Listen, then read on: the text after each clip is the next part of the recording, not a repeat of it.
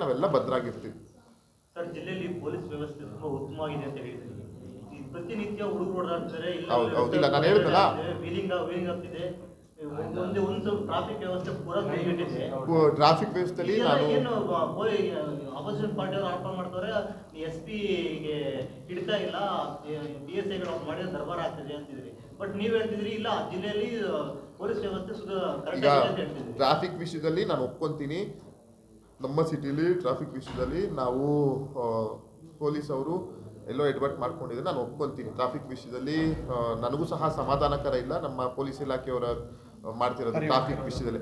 ಆದರೆ ಜೂಜ್ ಆಗಿರ್ಬೋದು, ಮಟ್ಕ ಆಗಿರ್ಬೋದು, ಎಲ್ಲ ವಿಷಯದಲ್ಲೂ ದಕ್ಷತೆಯಿಂದ ಪ್ರಾಮಾಣಿಕತೆಯಿಂದ ಕೆಲಸ ಮಾಡ್ತಿದ್ದಾರೆ. ಮಾಡದೆ ಹೋದರೆ ಅವ್ರ ಬಗ್ಗೆ ಅವ್ರ ವಿರುದ್ಧ ನಿರ್ದಾಕ್ಷಿಣ್ಯ ಕ್ರಮ ತಗೊಳ್ತಾ ನಾವು SB ಅವ್ರಿಗೂ ಹೇಳಿದ್ದೀವಿ.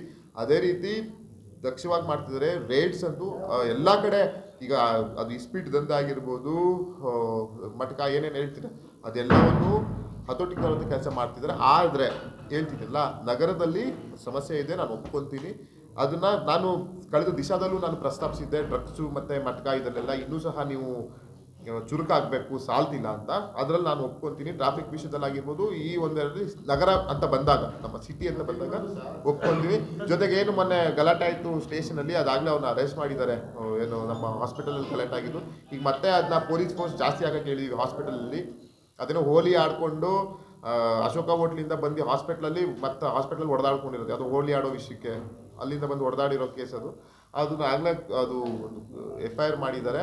ಇನ್ನೂ ಜಾಸ್ತಿ ಮೆನ್ಸ್ನ ಹಾಕ್ಲಿಕ್ಕೆ ಎಲ್ಲ ಆಸ್ಪತ್ರೆಗಳಲ್ಲೂ ಜಾಸ್ತಿ ಮೆನ್ಸ್ ಹಾಕ್ಲಿಕ್ಕೆ ನಾವು ಸಲಹೆ ಸೂಚನೆ ಕೊಟ್ಟಿದ್ವಿ. ಅದನ್ನು ಮಾಡಿದ್ದಾರೆ.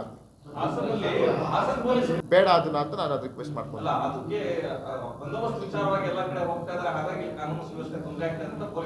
ಇಲ್ಲ ಎಲ್ಲಾ ಜಿಲ್ಲೆಯನ್ನು ಬಂದೋಬಸ್ತಿಗೆ ತಗೊಂತಾರೆ. ಈ ತರ ಏನಾದ್ರು ನ್ಯೂನತೆಗಳಿದೆ ಅದನ್ನ ಚರ್ಚಿಸಿ ಕ್ರಮ ತಗೊಳ್ಳೋಕೆ